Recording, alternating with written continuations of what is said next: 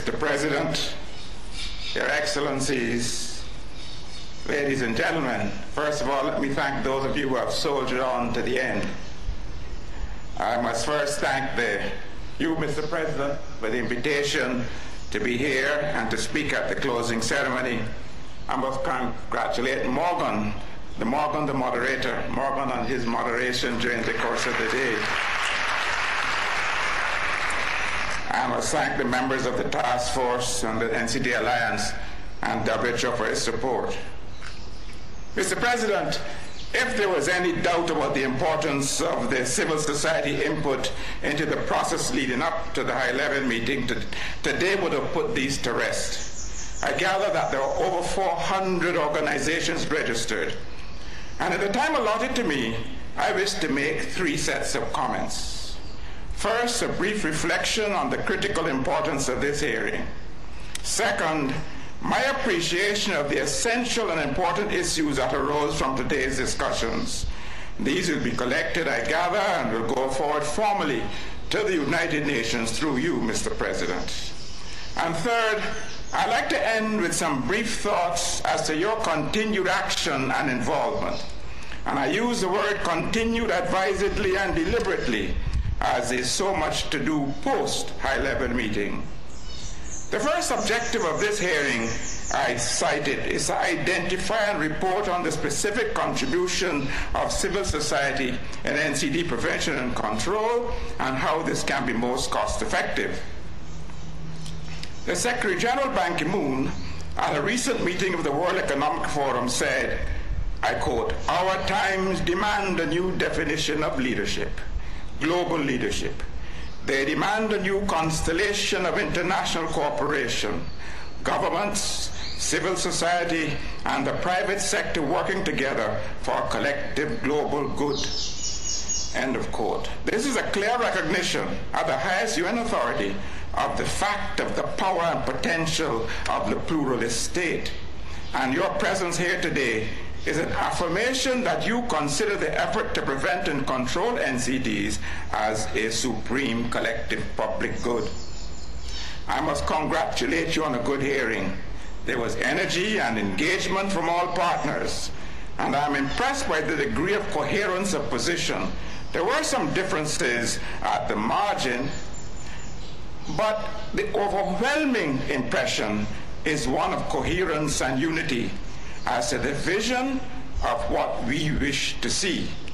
I was impressed that such a group, diverse by definition, assembled from the 4 corners of the earth, physically or electronically, could be so effective in communicating their ideas.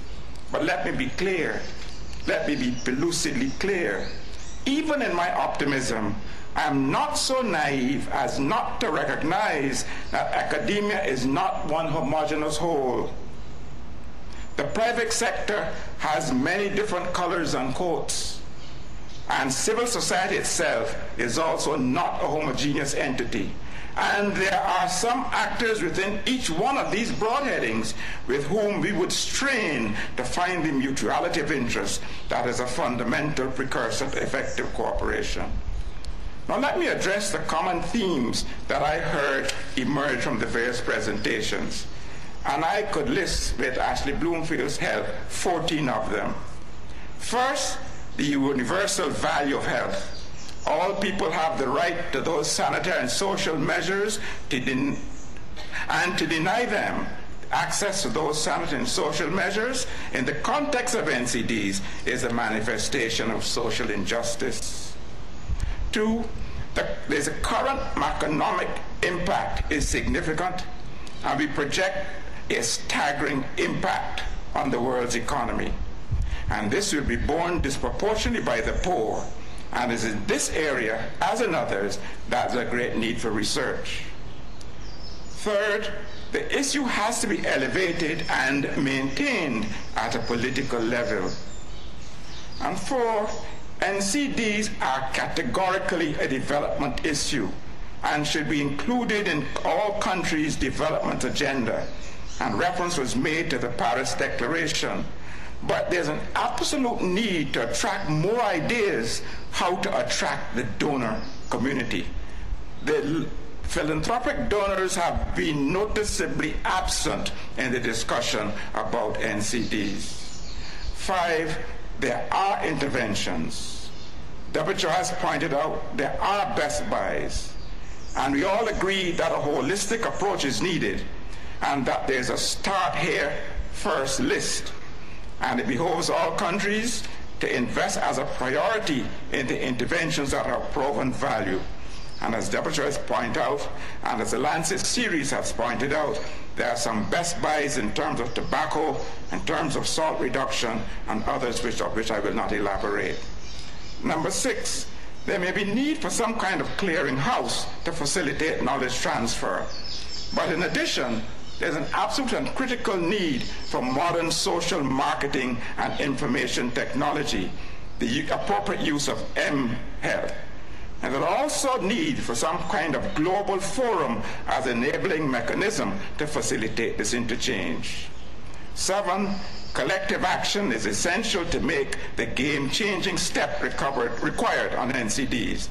Therefore, there has to be a multi-sectoral approach. This word was used over and over again, and it was clarified that when we speak of multi-sector, we include the sectors within government and also the sectors within the state, the public sector, the private sector, the non-government, the civil society organizations, of which there are many. Number 8, primary and secondary prevention must be the priority, and we must intervene across the life course.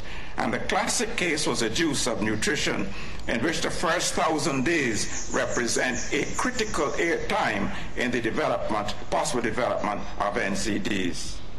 9, health systems are crucial for the response. And the things that were mentioned in terms of health systems, the need for human resources, all kinds of health professionals, the need for universal access, and the need for the information systems for the monitoring, evaluation, and accountability, which is crucial. And here, there's an opportunity to work with the communicable disease community and the MCH community, and in this context, the children's agencies like UNICEF. But there are other groups, such as the women's groups, the groups involved in occupational health, the groups involved in environmental health.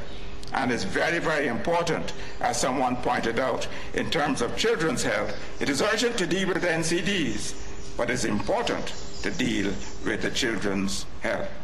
11, industrial influences may be in conflict with not just the health goals, but also the goals of industries, and needs to be appropriate regulation of industries that drive risk factors, and this is a sign of good governance. Number 10, there are lessons to be learned from the HIV/AIDS activities. The next, that many of the MDGs are directly related to the NCDs, so there's no need for an either-or approach. And 13, the United Nations resolution calls for us to deal primarily with 4 NCDs that share common risk factors. And the last comment I would make is made by Tom Frieden. Unlike the weather, we can control NCDs. The best way to predict the future is to control it. And finally, Mr. President, let me comment on the value of the work you have done and the input you have made today. It's value to those who have NCDs and all of us who are at risk. In every great social movement of history, and the elevation of NCDs, its appropriate place among the afflictions of man, must be a social movement. There is naturally initial inertia, and the problem has been how to overcome this inertia. It is not that there are not enough data, not enough information, not enough knowledge as a basis for addressing the prevention and control of NCDs. The essential problem has been how to raise the issue to a high enough level in the political agenda and maintain it there. As without that, there will be no material progress. We have learned that to overcome this inertia, and we will overcome, it is necessary not only to frame the debate appropriately, but to have the people, the institutional, and the moral resources to do so. And I cannot but echo and re-echo the clear call made this morning by Princess Mireille that this has to be framed not only in terms of numbers of those who suffer and die, not only in terms of what it costs individuals and all governments, but a matter of social justice. Thank you, Princess. The enthusiasm and dedication you have shown in coming here and staying here gives credence to the belief that we in civil society do have a resource to overcome this inertia. And I will only ask that you show and again show that passion for continuing, that passion without which nothing great is ever achieved. Another source of comfort to me is to see the participation of all sectors almost on an even basis, and to note that the optimal outcome will only be achieved if there's genuine partnership within the UN system and partnership within civil society, but with the caveat I made before. I wish to leave you with 3 reflections. First, the high-level meeting is not the end, but to use one of my favorite expressions, quotes from Churchill, it is not the end, it is not the beginning of the end, but hopefully it is the end of the beginning. Now we have to be committed to this effort beyond the high-level meeting. Second, I would hope that the obvious linkages demonstrated here can be maintained and strengthened.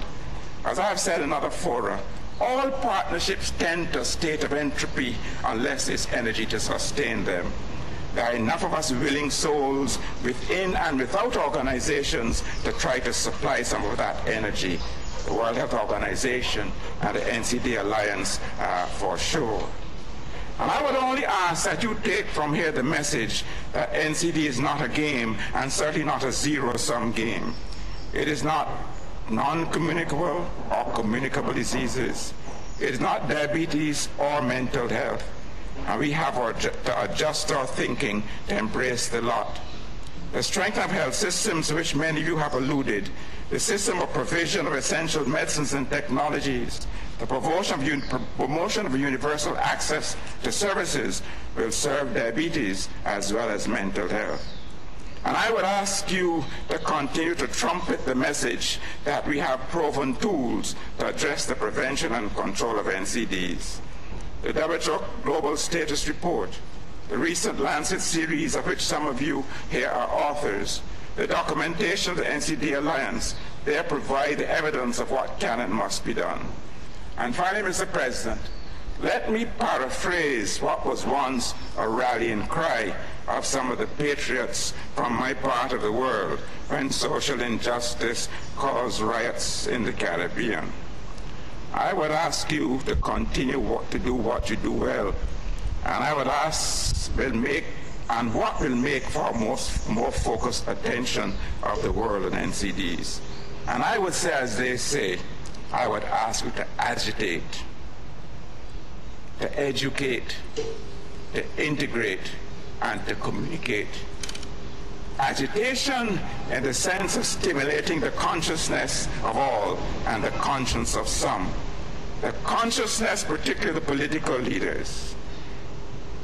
Agitate. I have yet to see a placard for reducing impotence from diabetes. I have yet to see a placard bewailing the fact that so many people go blind from diabetes. I have yet to see a placard appealing for morphine for the palliation of pain at the end of life. I have yet to see those placards. I would ask you to educate about NCDs. I would ask you to educate in the pristine sense of the word, of bringing into the light the facts about NCDs and correcting the many myths that are swirling around us. Informing our many publics of the gravity of the crisis, of the consequences of inaction, and inform them of the availability of solutions that work. I would ask you to preach integration among the services necessary. Integration is good for patients, is good for governments, it will be good for the world as a whole. But above all, there is a need to communicate, not only horizontally, but vertically as well. And I know that there is no shortage of material for your communication. And let me end by paraphrasing a friend of mine, Julio Frank from Mexico. It is the power of the right ideas to change the ideation of those in power that has made the greatest differences to life in our time. I thank you.